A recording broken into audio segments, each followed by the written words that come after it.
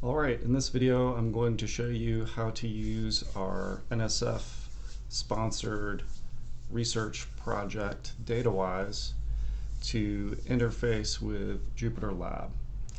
So you've probably come to these materials through one of our GitHub repositories. So we've got training materials for data science in GitHub. We've got a version for Python, which we consider to be a full course. It's this one. We've also got a version that is for high school. So this is a subset of the full course, but it's been designed down for high school. Honestly, I would say 8th or 9th grade up. We've also got some kind of like extension courses.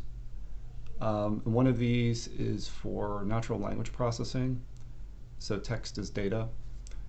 And this assumes that you've already done the full course, so it builds on that. And then we've also got the full course, but in R.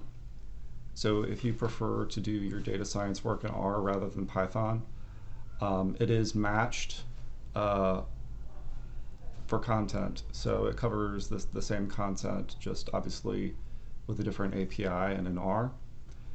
And also we have an extension for R that focuses on data manipulation. So this is dplyr. This is pretty small and self-contained. And then finally we have perhaps one of the signatures of our project, which is a blocks-based interface to JupyterLab. This is the latest version as of 2025 at the end of the project, and I'll be demonstrating that in a little bit.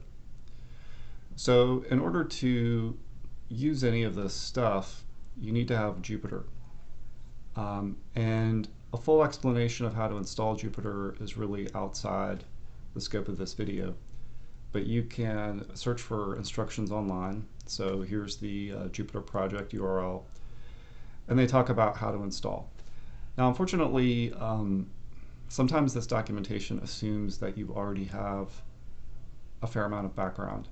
So I just wanted to point out to you that if you, say, wanted to install with Mamba, which is what I do when I run it on my local machine, you would first need to install Mamba.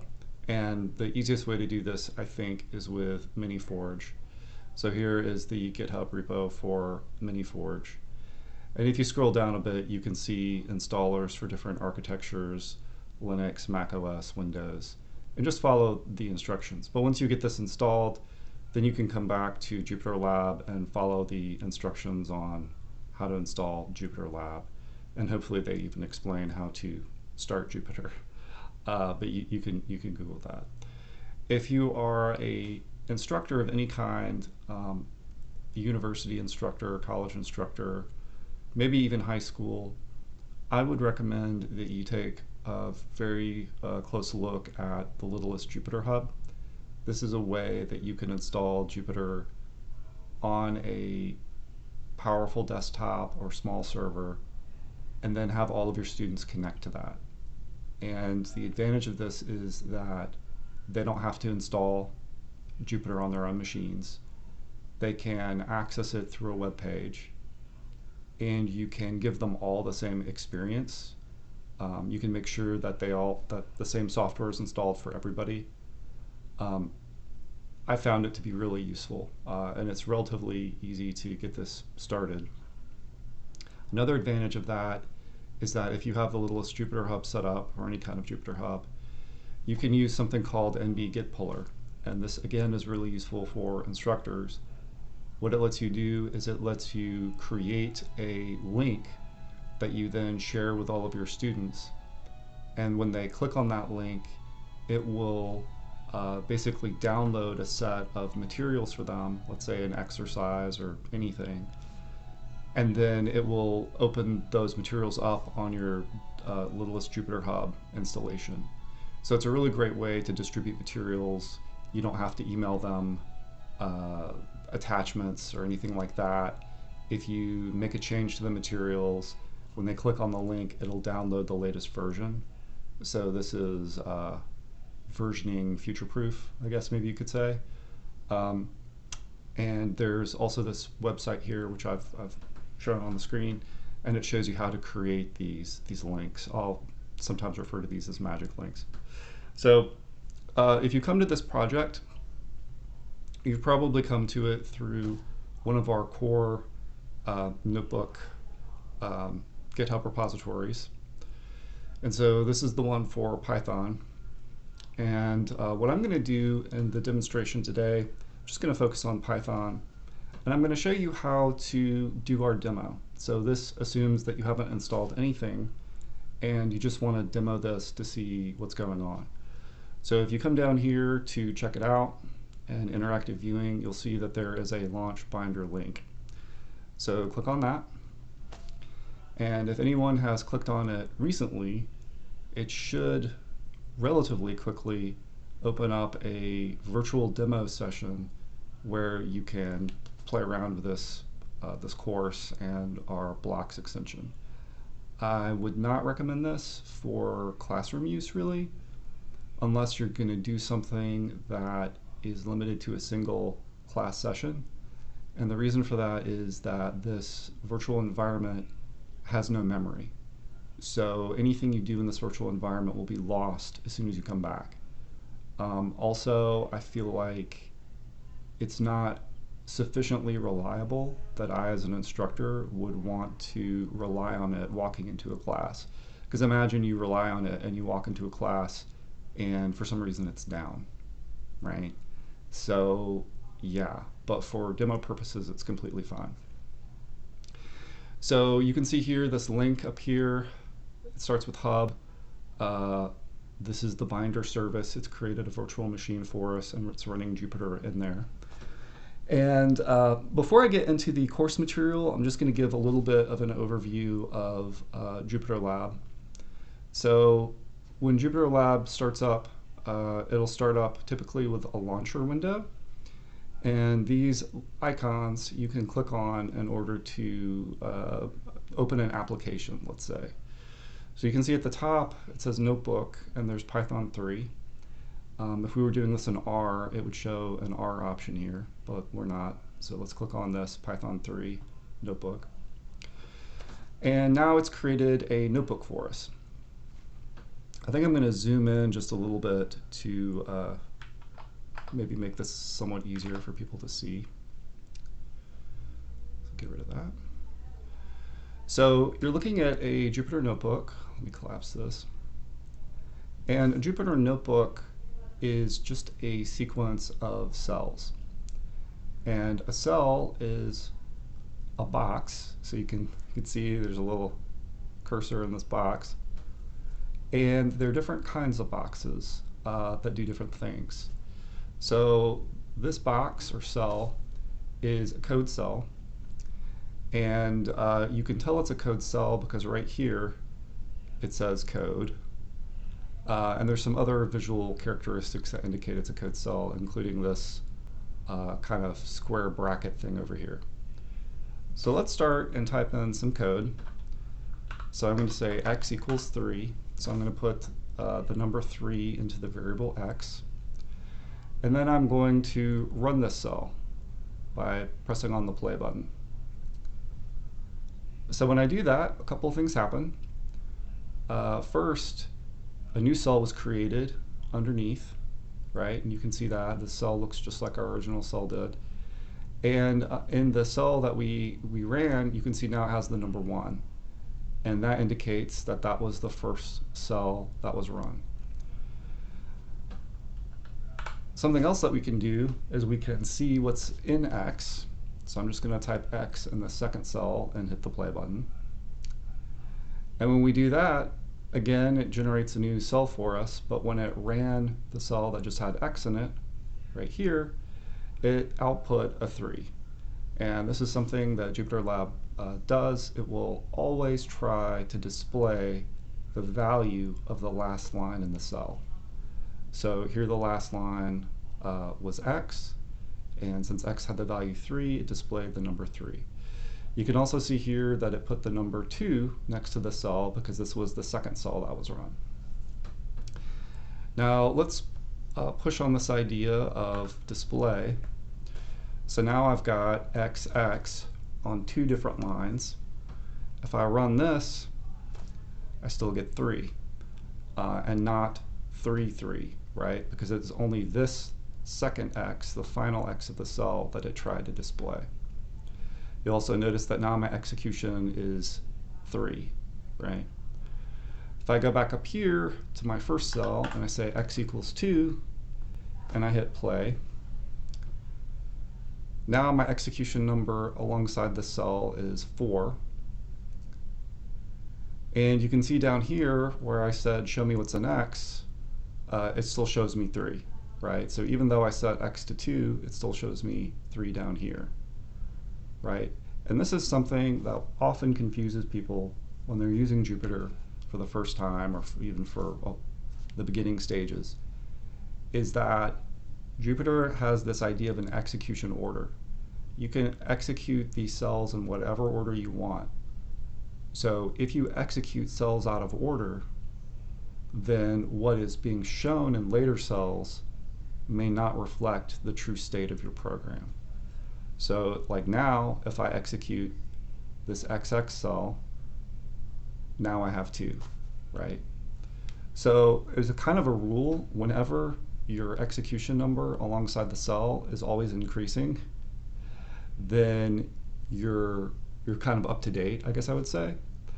But if you ever are in a situation where, well, I'll make this 1, where you have an execution number on an early cell that's higher than an execution number on a later cell, then something's out of order. And really the easiest way to get through this is to just run all the cells, right? Start at the top and run down through the bottom. If you're experienced and you can keep this all in your head, this is not a big deal. If you're inexperienced and you have a hard time keeping it in your head, the easiest thing to do is just execute from the top to the bottom. This is especially useful when things go a little bit wrong. So you may have noticed that when I just executed things, I didn't hit play, and that's because Jupyter has a number of keyboard shortcuts that are extremely useful. So I'm holding down the Shift key and I hit enter, and it just ran that cell. I'm still holding down the Shift key, I hit enter, and it just ran that cell. There are a large number of keyboard shortcuts. The most useful one, I think, is for running the cell. There are a few other ones that insert cells, but you can also do that with these buttons over here. So insert a cell above, and now inserted a cell above. I'll click back on this. Actually, stay here, and then I'll do insert a cell below, and I've got that. Okay. Another one that's pretty useful is if I hit escape and then a D twice, D, it'll delete. If you don't want to remember all these shortcuts, you can do some of it over here, or you can come up to the edit menu and see here delete cell DD. So you can see all the different commands that you can use to move things around. Something else you can do is you can grab this and move it up or down. So I'm rearranging cells. You can drag stuff around like that. Something else that you can do, you may have noticed these blue bars and also the blue outline of this code cell. So that blue outline indicates that this is the active code cell. If I click on this one up here, now it's got a blue outline, and then it's got the blue bar next to it, right? So this helps you know where you are and what's active. That blue bar out to the side, you can click on and it will collapse the cell. Now in this case, there wasn't a whole lot that it did to collapse, but on this second cell, which has a display area or an output area, I can collapse that output area and make it disappear. I can collapse the code and the output. Yeah, there we go. Now I made the output disappear. So, there's various kinds of UI and display things here. And because JupyterLab is really approaching an integrated development environment for a programmer, it's not quite that complicated, but it's complicated enough that you can do a number of pretty interesting UI things. So whenever you see something on the screen that you don't fully understand, you can try to hover over it and see if there's a tooltip that pops up that explains what it is. There are a lot of those, but not always. See, I'm over the blue bar and you can't see one. Okay, so those are some basic things with code cells. Another kind of cell is a Markdown cell. So if I come up here to this drop down, I can select Markdown. And you'll notice that when I selected Markdown, the execution box over here disappeared. And that's because Markdown cells don't have this idea of order. So Markdown cells, you can type in arbitrary text, and then you can run them. So when you run them, they format. There's many different ways of changing the format. So I just made it bold. Hi there. I can create different kinds of headings. My first notebook. And see, I changed the font and the size. And you can create different levels of headings. Right, a little bit smaller. One thing that's interesting about the headings is that you can collapse them with this little triangle. So you can create sections and kind of navigate your book or collapse your notebook that way. Another useful thing you can do is you can split cells. Again, I'll refer you to the edit menu if you don't know the shortcuts on that. Right, so you can see different levels of hiding that happen here. Another thing that you can do with Markdown is create lists. Just do A, B, C. So you can create lists, you can do hyperlinks, link to Google.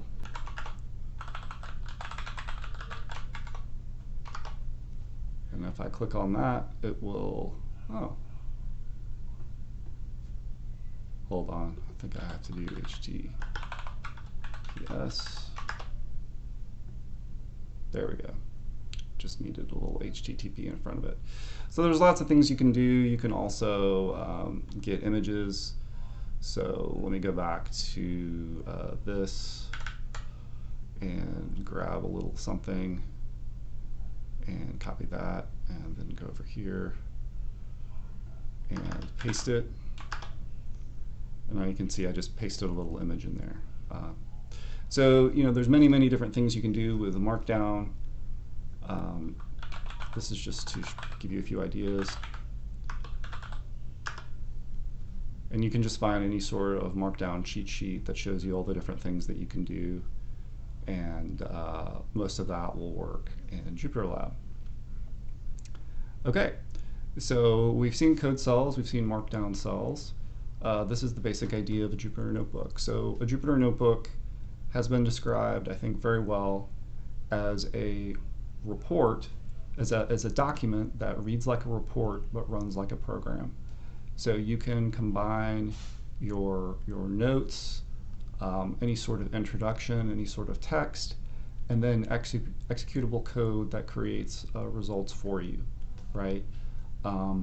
Any sort of analysis that you do, you can hand this notebook off to someone else. They can recreate your analysis, and then they've got all of your notes that explain like what you're doing and why. So it's pretty close to being a kind of living scientific document that you could just about submit to a journal and have them publish, except that most journals have much more uptight formatting requirements for journal articles that you can't quite do formatting that sophisticated in JupyterLab, but you can get pretty close. All right, so this is the basic idea for Jupyter. And let's talk now about our blocks extension. So let me see if I can find that. So here's the blocks extension I mentioned before. It's called JupyterLab Blockly Polyglot extension. The reason it's called polyglot extension is that it works with multiple programming languages. And what it will do is it will auto-detect the programming language for your notebook and then create blocks that match that programming language. It only does that for programming languages that it knows about. So right now it only does that for Python or R. But if you're interested in adding a language to it, it's really not that big a deal. Just see the examples. Here's Python toolbox. And you may need to create a generator for your language as well if Blockly does not natively support it, like we had to do for R. But all the rest of it stays the same, so it's pretty straightforward. It's not too bad. Okay, so let's try to open that up in JupyterLab. So again, we're back here in Binder, and I think what I'm going to do is I think I'm just going to close this out. So that takes us back to the launcher, and I'm going to reset, I think, the zoom. And I'm going to come up here to View, and you'll see this option, Activate Command Palette. So Activate Command Palette is where JupyterLab has decided to put extensions. They used to be a little bit more obvious in the UI, and you can do some interface changes to make them more obvious, but by default they hide in this command palette. So I'm going to click on Activate Command Palette, and you'll see one of the top things here is Blockly Polyglot, the name of our extension. So I'm going to click on that, and you'll see that now we've got this window here, Blockly Polyglot, and it says open a notebook to use Blockly. So I'm going to go back to our File Explorer, and you can see there's various notebooks here. I think I'll probably just open plotting.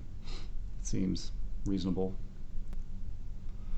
And this also creates an opportunity to show some of the UI here. So I'm going to grab this plotting tab and drag it, and I can dock it in various places in the interface. So in order to split screen, I'm going to drag it to the right center, and then I will let go. And when I let go, it's split screens with the Blockly interface. So on the right hand side, you see a JupyterLab notebook. You see all the Markdown cells. Hey, this notebook's about plotting. Let's talk about plotting. Here's a library called Plotly, right? And then you will see code cells. Now, this code cell right here has this XML comment in it, and that is an indication that it will create blocks for us. So I'm going to click on it, and it creates blocks for us over here. So this is how it works, basically. So we have this very tight correspondence between blocks on the Blockly side and code on the JupyterLab side. And when we make changes over here, like I'll call this Plotly Express 2, which is a syntax error, but let's just pretend it's not, you'll see that as soon as I type that in, it'll create Plotly Express 2 over here on the right. So it is constantly auto-generating and executing code over on the right-hand side. So let's get rid of that too, so we get rid of that syntax error, because that is not the name of our library. And we can just run this cell as normal. And now we've run that cell, blah, blah, blah, some stuff about irises. We can import pandas. And we can come over here. Let me scroll down a little bit. And you can see here that we're loading a CSV file into a data frame. And by the way, some of this underlined stuff we have configured out of our JupyterLab installation, but this is like a linter kind of code style extension that Binder has automatically loaded, and you could get rid of that if you didn't like it. I think it might be confusing for most learners. But anyway, this is what we've got right now. So when we talk about Blockly, there are different kinds of blocks here. So I already showed a couple of import blocks. If we wanted to create a new import block, like let's say we wanted to import, I'm just going to make something up. Let's say that there was a library called apples, right? And we wanted to give it the alias A. Then we would click on this import button, we would type in those values, and then we would have this apples is a block, right? And in the same way, I'm just going to delete the block by hitting the delete key. In the same way, we can create variables. So create variable, create new variable name, let's call it apple, right? So now we've got all these blocks related to apple. Set apple to, change apple by 1, blah, blah, blah. Okay. I think this got pushed down or something. So in this collection of blocks right here, we've got DTA iris, so data iris, and we're going to set it to this with PD do read CSV with the name of the file being datasets iris CSV. So this block right here is something that we contributed in this project. It's called an Intelliblock. And what it does is it uses IntelliSense to automatically create and configure a block. So any library that you import, it will automatically create blocks for everything in that library. And all of these things live inside the variables menu. So if I click on PD, it'll give us a drop-down of every variable we've created, every library we've imported, whatever its alias is. And then under where we've had read CSV, it'll show us, in this case, all of the methods that are available from PD. You can type here. So if I start typing read, it'll give us everything that starts with read, right? And what we want is read CSV.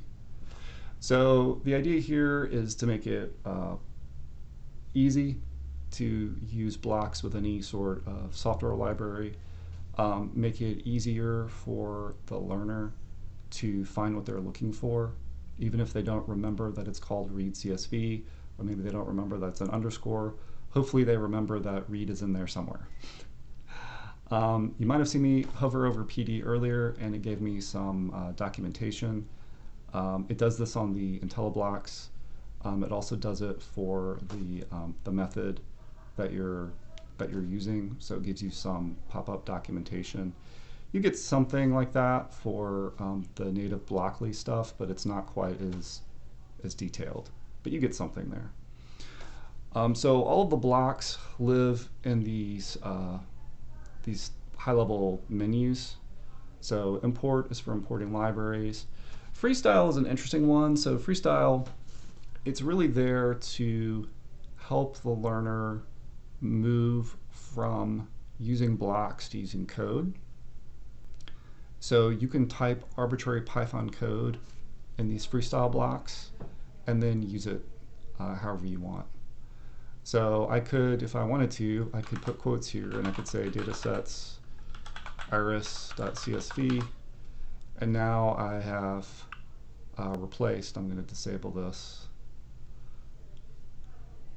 right? And now I've got this, right? By the way, if you disable a block, it won't generate any code for it. So, over time, I could completely replace other blocks too, right? So I could get rid of this, and I'm just going to disable it, disable block, and I could say set iris to pd.read CSV. Here, boom, right? So it's the same code, right? So this is a way that people can blend blocks with code, and I think it's the best way to do this in the system. It works less well to type code over here and then try to do stuff with blocks over here on the left, because Blockly doesn't know anything about JupyterLab, right? So you can get in a situation where you'll basically overwrite things that you're doing over here by typing code over here. So when students want to start blending, it's better to blend over on the block side. Or just stop using Blockly altogether, right? You don't have to use it if you don't want to. So we've got those. There's blocks for doing code comments, various logic blocks. All this follows Blockly pretty well. Loops, we have a list comprehension block, math, all the standard Blockly stuff, text. List is kind of interesting, and we've got a bunch of custom kind of conversion stuff in here as well. But this is slightly different than what you might see on many examples of Blockly. So basically this is creating a list with more elements. So you can see here I've got 4 nones on the right, and I can get rid of those. And it's the same kind of technology. Let me get rid of this. It's the same technology that we use with the Intelliblocks, enable block. So if we have multiple arguments over here, besides read CSV, enable block, then we can just create more slots for it, right? And you can see over here on the right, every time we create a slot, it puts in a comma for us, right? So if you don't have more arguments that you want to use, you want to get rid of those extra slots, or you will create an error. Conversion, some conversion stuff, I/O for reading from files. And then functions, you can create your own functions. Again, this is just like Blockly. They are scoped to the code cell that you're working in. So if you want to use them, you have to be very thoughtful about how you're going to use them. But yeah, that's it. That's basically the basic idea here. So, you know, once we have the blocks, they automatically generate the code for us on the right, and we just execute the code, and it's just like executing Python.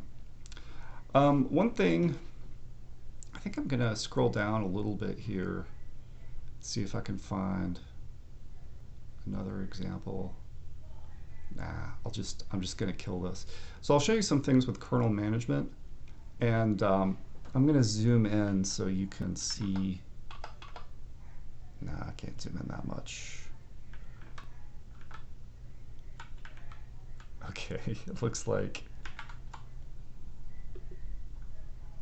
Okay, hold on a second. So kernel, shut down kernel. Okay, let me do default zoom. Okay, and then let me start kernel. Oh, shut down the kernel? That's what? Okay, that's weird. Let me do change kernel. All right, so, is it just hiding it over here? There it is, it's hiding it. That's annoying. Not useful. Okay, so let me see if I scroll over here. Is it gonna? There we go. Okay, that'll work. All right, so what I want to show you is this over here, and I'm gonna have to kind of abuse this a little bit. All right, I want you to see this kernel status idle.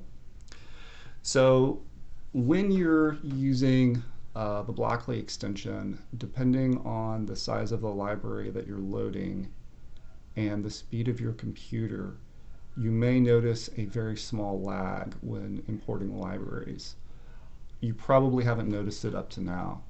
So I'm going to try to create a situation in which you'll be able to see it. So here's importing Plotly Express as PX. Let me see if I come down here. Let's do import pandas as PD. All right, now this is where you're going to see it. So keep an eye on this little white circle right here. And when I click on the code cell below, you'll see this start to flicker. And as it's flickering, it's doing IntelliSense requests to parameterize the Intelliblock here. 1, 2, 3. Okay, so it basically took 3 seconds. So in the 3 seconds it was doing that, it was discovering all the libraries, all of the functions, methods, properties, etc., constructors inside pandas and creating these lists and everything. So like I said, it really depends on the library you're using and the speed of your computer. Sometimes it can be so fast you can't even tell. If you have a bad network connection, maybe you're using a little Jupyter Hub and you have a bad network connection, it might take longer. But that's just something to be aware of. It is possible to create one of these and for it to say undefined or waiting for kernel or something like that. And if you just wait a few seconds, it'll typically resolve. Okay. I think that's pretty much all there is to say. There is, well, I'll say something else here. So there are a couple of things down here. So in older versions, we had blocks to code and code to blocks. So you see these buttons down on the left-hand side. And so that would be when someone would put a bunch of blocks together, they would actually manually send that over to Jupyter and have it, manually send the code over to Jupyter. We automated all of that, so that doesn't happen anymore, isn't needed anymore. You can turn it off with auto execution and notebook sync. Those are basically just automating that back and forth transfer between the two. And you pretty much never need to turn those off, I don't think. So yeah, you can mess with it if you want. Yep, you can open different notebooks just by double clicking them over here.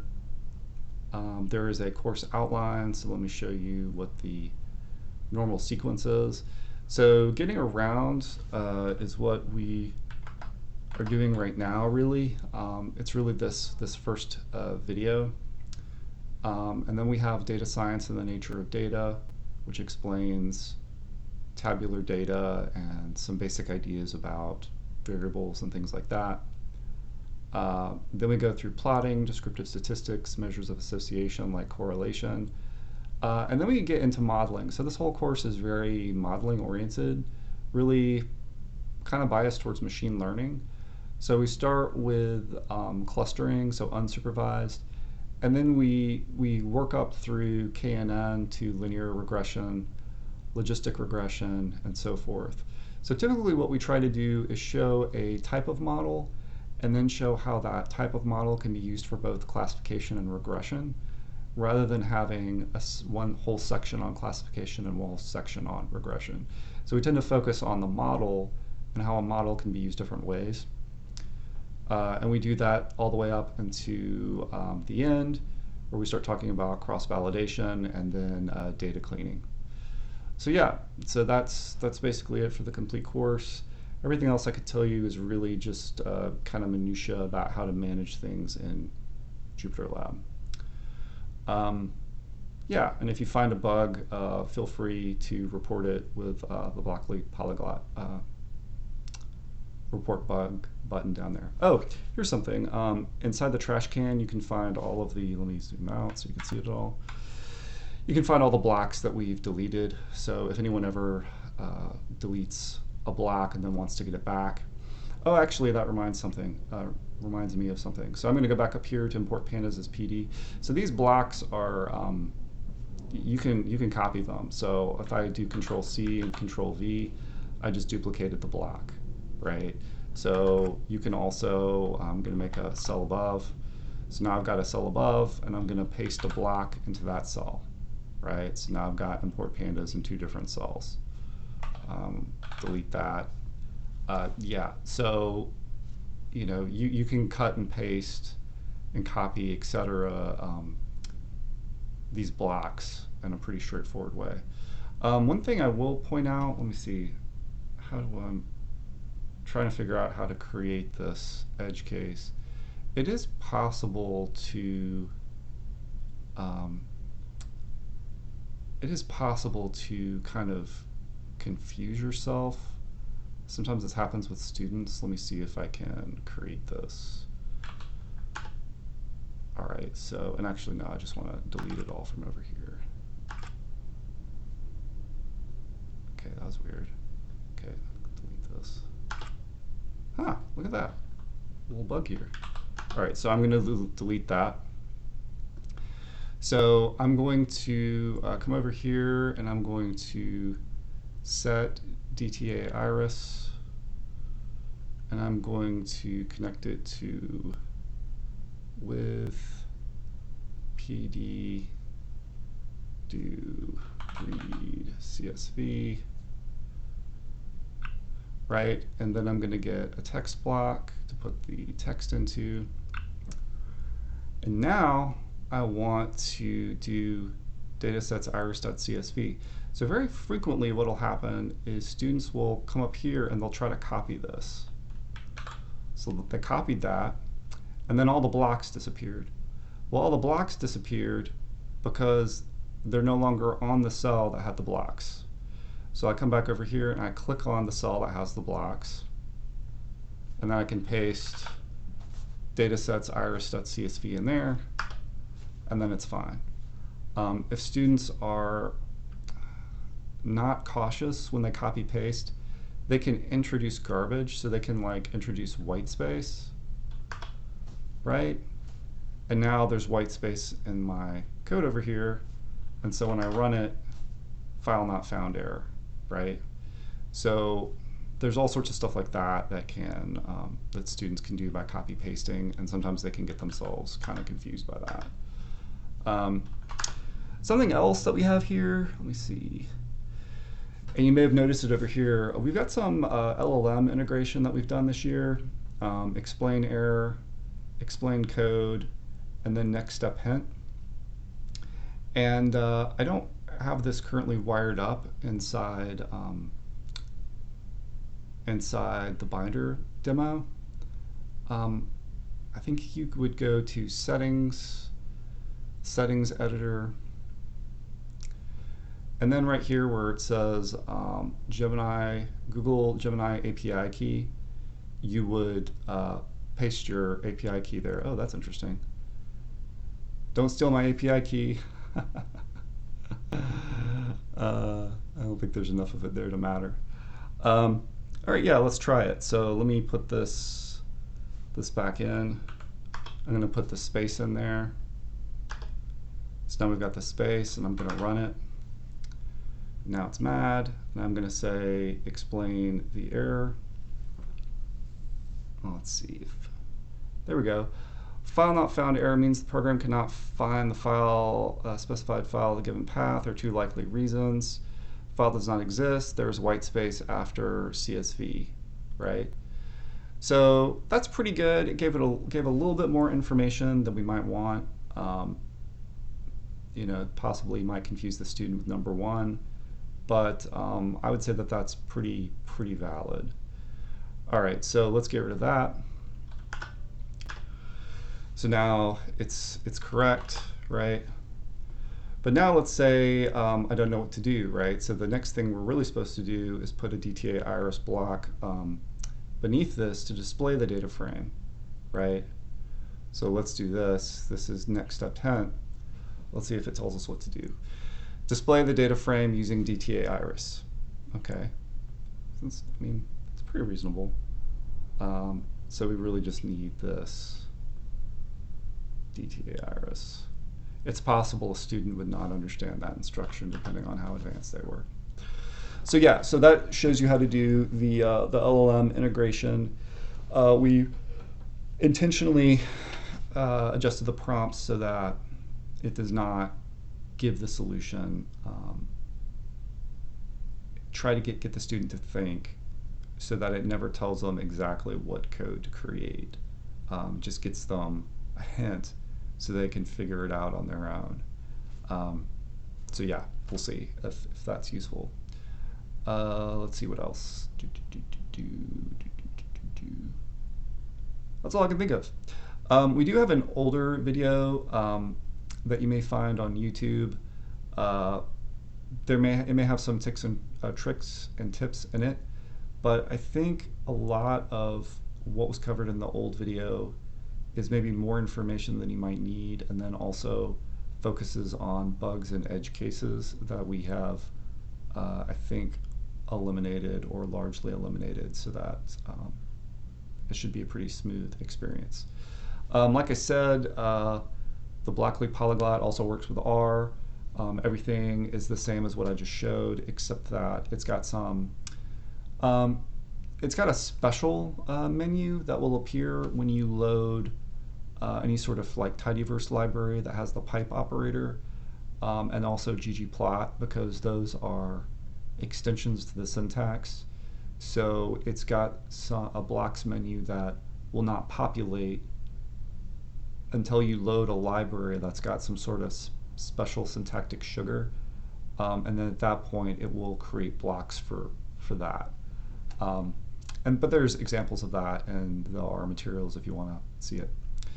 All right, thanks. If you have any problems with it, feel free to reach out on GitHub, file an issue, report a bug.